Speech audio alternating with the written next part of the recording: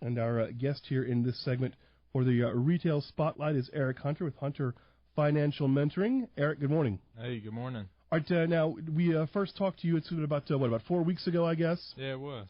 And so if anybody wasn't listening to us then, tell us a little bit, how did you get to start up this financial mentoring business, and what is financial mentoring versus, say, just, an advisor or something like that? Okay. I got started as just all about helping people, and, I've been into finances. It's an interest of mine, but I really enjoy personal finances. And the difference in mentoring and advisor is that a mentor is kind of like a coach. I know last time they mentioned kind of like a workout partner or a trainer, right.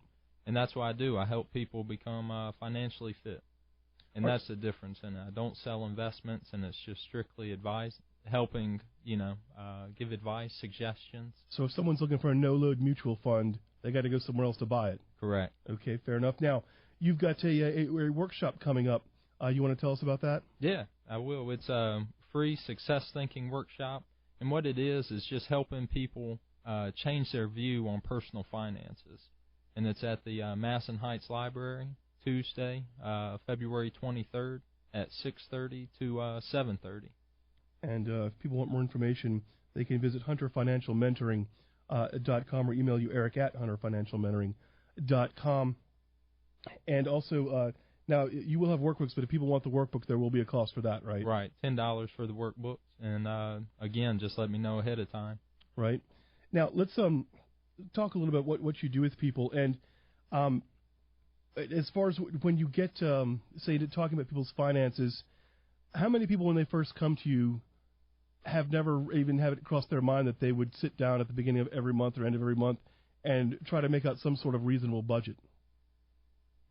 A lot of them, about half, because it's, around 42% of people don't follow a budget.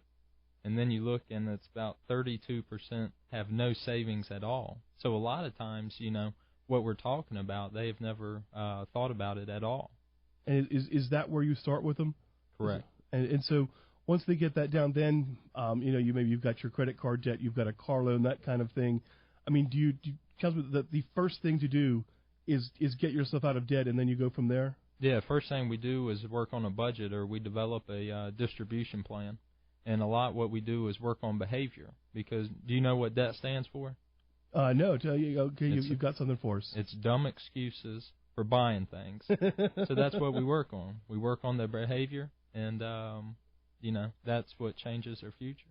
And so let's explore that a little bit. Do you have to tell people, look, just because, as you're strolling through the mall and you see, the latest what CD or $200 jacket, or, man, I'd really like to have a new flat screen kind of thing, to sort of control your impulses? Right, because that's the thing. And a lot of it, like I said, behavior, the way we think, because when we change the way we think, we change our actions.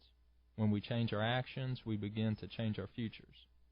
And so, do you recommend people, maybe just don't carry the credit cards around with you all the time, try to pay cash, that kind of thing? Definitely, cut them up, because the thing is, when you pay with cash, that's when emotion comes in. A lot of times, next time pay with cash and try to break that last 20 you have in your pocket. Right. It may be a little bit harder than swiping your debit card. And all the people look at you funny, too. You're the one in the department store. Yes.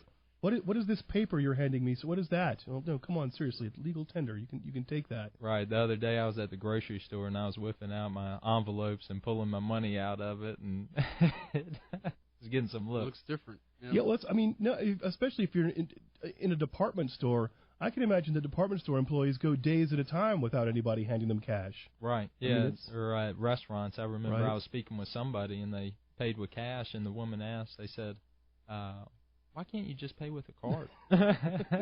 Yes, that's the thing. It's convenient and everything, and certainly, you'll pay yourself to credit when you need it. But it seems like, I feel kind of old-fashioned and old-manish when I want to hand over cash for most of the stuff that I buy. Right.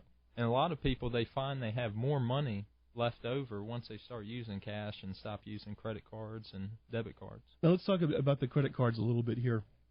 So you've got several credit cards, and there's a thing called laddering, where you pay one off and then the other. You put as much as you can on one and the minimum on the others.